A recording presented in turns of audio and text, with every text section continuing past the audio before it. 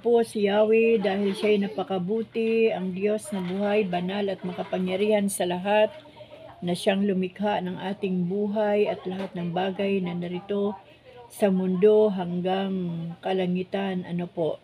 At salamat po ngayong umaga sa ating Diyos mga kaibigan dahil muli po tayong ginising, taglay ang kalakasan, ang normal na ating kaisipan at ang normal na galaw ng ating mga pisikal na katawan mula ulo hanggang talampakan. Ang lahat ay ang Diyos po ang nag-akda o nagtakda ngayong umaga na tayo po ay muling magising. Salamat sa Panginoon dahil ang Diyos po ay napakabuti, ang Diyos po ay hindi nagbabago, ang Diyos po ay hindi nagpapabaya sa ating mga buhay. Kaya ngayong umaga po ay unahin na po natin ang kaharian ng ating Diyos at ang kanyang katuwiran, walang iba kundi ang salita ng ating Panginoon. Dahil meron pong pangako ang Diyos sa kanyang salita na kapag inuna natin ang kanyang kaharian at ang kanyang katuwiran, ay idaragdag naman ng Diyos ang lahat ng ating pangailangan. Pero hindi po yun ang pinaka unang motibo ng ating puso. Kapag tayo po ay nagbabasa ng salita ng Diyos, tayo po ay nagnanais na matuto at handang sumunod anuman ang mensahe ng Diyos sa buhay natin sa bawat araw. Ano po? So mga kaibigan, muli ay inaanyayahan ko po kayo na sabayan po ako na buksan ang Deuteronomio. Ayan, ang hirap talagang bigkasin ng mga kaibigan. Deuteronomy chapter 33 at ang title po nito, binasbasa ni Moises ang mga lipi ng Israel. Ito naman ang pagpapalang binigkas ni Moises na lingkod ng Diyos bago siya pumanaw. Si Yahweh ay napakita mula sa Sinai, nagliwanag sa Seir, sa bundok ng Paran. May apoy na nagniningas, hawak ng kanang kamay, kasama niya ang laksa-laksang banal. Tunay na mahal ni Yahweh ang kanyang bayan, pinagpapala niya ang sa kanya'y tapat, natitipon sila sa kanyang paanan, naghihintay ng kanyang tagubilin. Ang kautusan ay ibinigay ni Moises sa atin. Nang tayo ay magkatipon sa harapan ni Yahweh mula noon, nagkaroon ng hari ang Israel, nang ang mga pinuno nitong bayan ay magkatipon at magkaisa ang lahat ng naroon. Bayaang manatili ang angka ni Ruben, ngunit ang bilang niya'y huwag pararamihin. Tungkol kay Judah ay ganito ang sinabi, dinggin mo Yahweh ang daing nitong Judah, ibalik mo siya sa piling ng kanyang bayan at tulungan siya sa pakikipaglaban. Tungkol kay Levi ay kanyang sinabi, ang Tumim ay kay Levi, ang Urim ay sa tapat mong alipin. Sa kanya na iyong sinubok sa masa at sa may tubig na ng Meriba. Hindi niya pinangibabaw ang kaugnayan sa ama o ina. Hindi niya pinahalagahan ang kapatid o anak. Masunod lang ang tinig mo, maging tapat sa tipanan. Kaya't sila ang magtuturo ng iyong mga tuntunin. Ang iyong kautos ay iiral mula sa Israel. Ang iyong kautos ay iaaral nila sa Israel. Sorry naman mga kaibigan. Iaaral sa Israel. Sila ang magsusuob sa iyo ng kamanyang, maghahandog ng hain sa harap ng altar. Pagpalain mo Yahweh ang kanyang kalakasan, paglilingkod niya ay iyong pahalagahan, mga kaaway niya ay iyong puksain upang di na makabangon magpakailanman. Tungkol naman kay Benjamin, ganito ang sinabi, mahal siya ni Yahweh, lagi siyang nasa lilim ng kanyang mga pakpak, kumukupkup sa tuwina at pinagpasanggalang. Tungkol kay Jose ay sinabi, lupain sa pagpalain ni Yahweh, laging didiligin ng hamog at ulan at ng saganang tubig mula sa mga bukal. Mananagana siya sa bungang hinog sa panahon na aanihin niya sa bawat pagkakataon. Pinakamainam na biyaya sa mga bundok ay tatamasahin at ang kasaganaang buhat sa mga burol. Bibiyayaan siya ng pinakamainam na bunga ng lupain, lalo Lagi siyang kakandilihin ni Yahweh na naninirahan sa nagniningas na punong kahoy. Ang lahat ng ito ay magkakatotoo kay Jose sa pangunahing anak ni Israel. Ang panganay niya ay magiging makapangyarihan.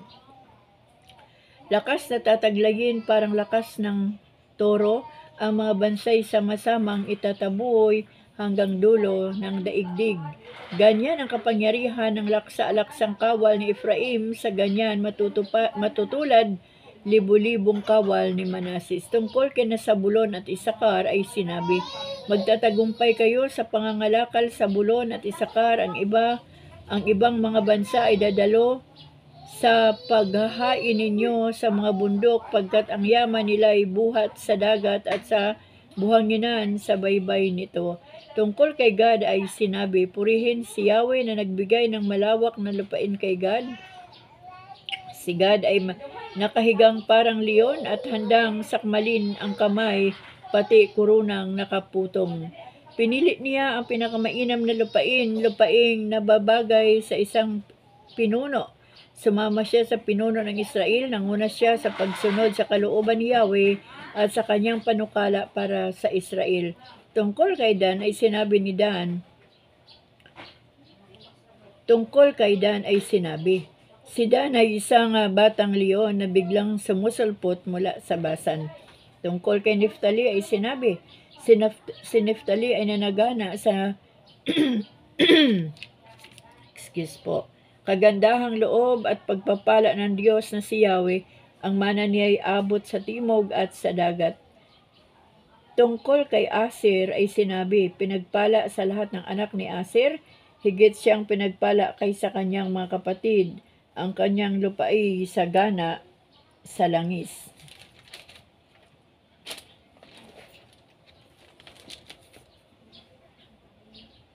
Ang bayan niya ay naliligid ng muog na matibay, naway manatili siya sa kapanatagan. Walang katulad ang Diyos o Israel, siya na namamahala sa langit, makapangyarihan, laging handa sa pagtulong sa kanyang bayan. Siya ang Diyos na sa mulat mula pa ay iyong kanlungan. Siya ang nagtaboy sa iyong mga kaaway at nag-utos sa inyo na sila'y puksain. Kaya ang Israel ay tiwasay, nananahan sa lupaing sagana sa lahat ng bagay at hindi natutuyuan ng hamog ng kalangitan. Mapalad ka o Israel, wala kang katulad. Isang bansang si Yahweh ang nagligtas. Kaaway mo'y lulupigin at pupuksain, kaya sila ay lalapit sa iyo at susuko. Chapter 34, the last chapter po ito. Ang kamatayan ni Moises. Si Moises ay umahon sa bundok ng Niho sa ituktok ng Pisga sa gawing silangan ng Jericho. Doon pinakita sa kanya ni Yahweh ang buong lupain mula sa Galaad hanggang Dan, ang buong Neftali, ang lupain ng Ephraim at Manases, ang buong lupain ng Juda hanggang sa kanluran, ang Negev at ang kapatagan. Sa makatwid ay ang kapatagan ng Jericho, ang lungsod ng mga palaspas hanggang Soar. Sinabi sa kanya ni Yahweh, iyan ang lupain na aking ipinangako sa iyong mga pinunong sina Abraham, sa iyong mga ninunong sina Abraham, Isaac at Jacob. Ipinakita ako ito sa iyo, ngunit hindi mo mararating. At si Moises na lingkod ni Yahweh ay namatay sa lupain ng Moab. Ayon sa salita ni Yahweh, inilibing siya ni Yahweh sa isang lambak sa Moab sa tapat ng Bet Peor, ngunit ngayon walang nakaalam ng tiyak na lugar. Siya ay 120 taon nang mamatay, ngunit hindi lumabo ang kanyang paningin, ni hindi nanghina ang kanyang pangangatawan. 30 araw siyang ipinagluksa ng Israel. Si Josue ay puspos ng kasalanan, ay ng kaalaman at kakayahan sa pamamahala, pagkat ipinatong sa kanya ni Moises ang mga kamay nito at sinunod ni at sinunod siya ng mga Israelita. Ginawa nila ang lahat ng utos ni Yahweh. Sa Israel ay wala nang lumitaw na propetang tulad ni Moises na naging tapat at nakakausap ng tuwiran kay Yahweh. Wala ring nakagawa ng mga kababalaghang tulad ng ipinagawa sa kanya ni Yahweh sa Ehipto, sa harapan ng Faraon at ng mga lingkod nito. Wala ring nakagawa ng makapangyarihan at pambihirang mga gawa tulad sa ginawa ni Moises sa harapan ng bayang Israel. Purihin po ang ating Panginoon, mga kaibigan. Natapos na po natin ang Deuteronomy at dito po natin nalaman na si Moises ay hindi po nilibing ng tao kundi mismo po ang Diyos, si Yahweh ang naglibing sa kanya, kaya hindi po alam talaga yung eksakto na pinaglibingan ni Moises, at purihin po ang Panginoon. Bago man po umalis o bago man po pumanaw si Moises ay inisa-isa niya pong binanggit ang mga pagpapala sa angkan ng Israel, at napakabuti po nito kasi namatay si Moises, hindi po siya nanghina. Talagang hanggang doon na lang, niloob ni Yahweh na hanggang doon na lang. Kasi nga, papasok na sa lupang pangako ang mga Israelita at si Josue na ang leader, hindi na si Moises. At kinuha na marahil ng Diyos si Moises para parang nakakaawa naman na papasok na yung mga Israelita, si Moises ay maiiwan. So, pinatanaw pa rin ng Panginoon yung lupain na ipinangako ng Diyos sa mga ninuno ni na Moises. Kaya, yun, kumbaga bago siya namatay ay nakita niya. At napakaganda po ng ginawa ng Diyos sa buhay ni Moises kasi yung kanyang mga ginawa sa pamagitan po ng tungkod ay wala na pong iba pang nakakagawa. Kumbaga yun ang ginamit ng Diyos, yung tungkod na naging ahas at kung ano-ano pang mga kababalaghan nung panahon na ayaw paalisin ng hari ng Ehipto ang mga Israelita. Kaya gumawa ang Diyos ng iba't ibang himala hanggang doon sa paghati ng dagat para makalusot ang mga Israelita at makalayo sa mga humahabol ng mga Egyptian o ano bang tawag dito sa mga taga-Ehipto. So, yun mga kaibigan, salamat sa Diyos dahil meron po tayong na lalaman at talagang napakabisa po nung yung tawag dito, yung pagpapala, yung binibigkas. Alam niyo po, naalala ko yung aking nanay talaga. Iba po ang salita ng magulang at ng mga lingkod ng Diyos na kanyang ginagamit talaga ng tahasan sa paglilingkod sa Panginoon.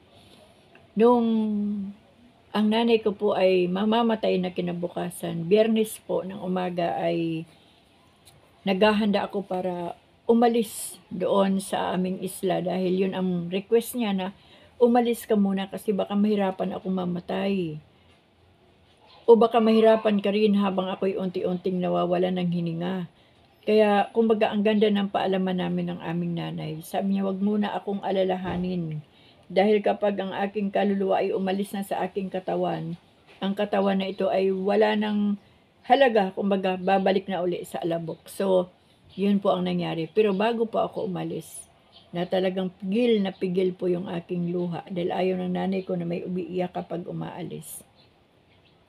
Ang sabi po niya ganito, anak, huwag kang mag-alala, nini. Pag ando na ako talaga sa paraiso ng ating Diyos, talagang hihilingin ko sa Panginoon na magkaroon kayo ng sarili ninyong bahay.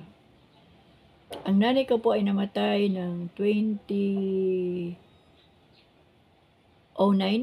basta ganun, 2008, 2009, mga ganyan. At September po yon. At nung sinabi niya sa akin na hihilingin niya talaga sa Diyos, kahit siya man ay naroon na sa piling ng ating Panginoon, ay lalo niyang hihilingin sa Diyos na pagpalain kami ng Diyos, magkaroon kami ng sariling bahay, magkaroon ng trabaho at hanap buhay ang aking mga pamilya. Alam niyo mga kaibigan, mamamatay na lang po yan kinabukasan talagang patay na siya. Ang nanay ko po malusog, hindi po siya ulyanin o kung ano pa man. Yung physical lang niya na katawan ang mahina, pero yung kanyang kaisipan ay malakas na malakas. At hindi po nagbago. At ang sabi niya sa akin habang yakap-yakap niya ako, yung huling yakap namin, hihilingin ko nini sa Panginoon na magkaroon kayo ng sariling bahay, ng sasakyan, at magkaroon ng hanap buhay ang iyong mga anak, at maging maayos ang buhay ninyo para hindi na ako mag-alala. So, yun po yung kanyang binigkas sa huling pagkakataon bago siya namatay. At 2009,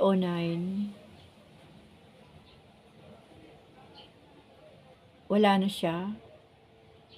At 2010, yung himala ng Diyos ang nangyari.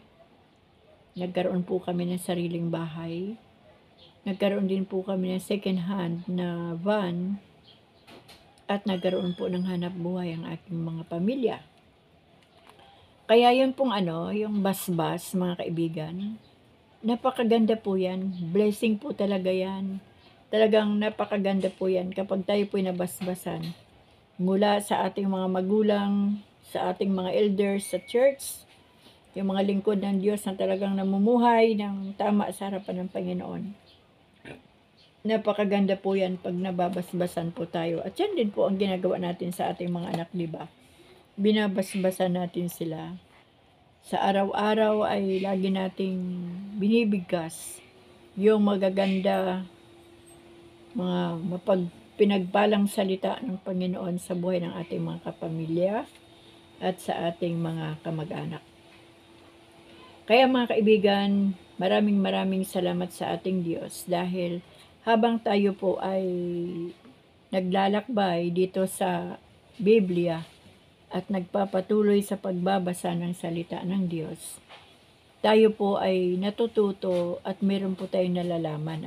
Yung mga bagay dati na hindi natin alam ay nalalalaman natin. Kaya po ngayon na si Moises ay hindi po inilibing ng tao, kundi mismo si Yahweh ang ating Diyos ang naglibing ng kanyang pisikal na katawan ni Moises. Siyempre po, yung kanyang buhay o kaluluwa ay nakauwi na yon sa Panginoon.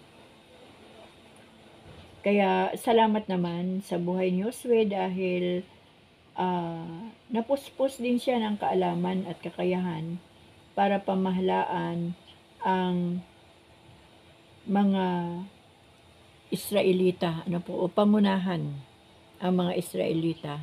Kumbaga ipinamana na ni Moises sa kanya sa pamagitan ng kapangyarihan ng ating Diyos yung leadership mula kay Moises. At yun din nawa ang mangyari sa buhay natin na maging maganda rin tayong tagapanguna. Una sa ating mga pamilya, pangalawa sa mga tao na ating nakakahalubilo o mga kasama sa trabaho. Yung leadership po kapag maayos, maganda, matino, ay marami po yan ang susunod at maganda po ang resulta. Kaya ayan mga kaibigan, maraming salamat po sa ating Diyos ang umagang ito. Salamat sa Panginoon kasi nakapagbasa po tayo ng maaga ng ating Bible reading. At pagpasensyahan nyo na kung medyo may mga dumadaan-daan sa ating video. At maraming salamat po dahil ang Diyos po talaga ang nagbigay ng oras na ito para po mabasa natin ang kanyang salita. Kaya mga kaibigan, maraming salamat po sa inyong lahat. Salamat po sa ating Panginoon. Salamat sa biyaya ng buhay ngayong umaga na tayo po muling nagising. Purihin po ang ating Diyos. Purihin po ang ating Panginoon na walang katulad, walang kapantay ang kapangyarihan. In Jesus' mighty name. Amen.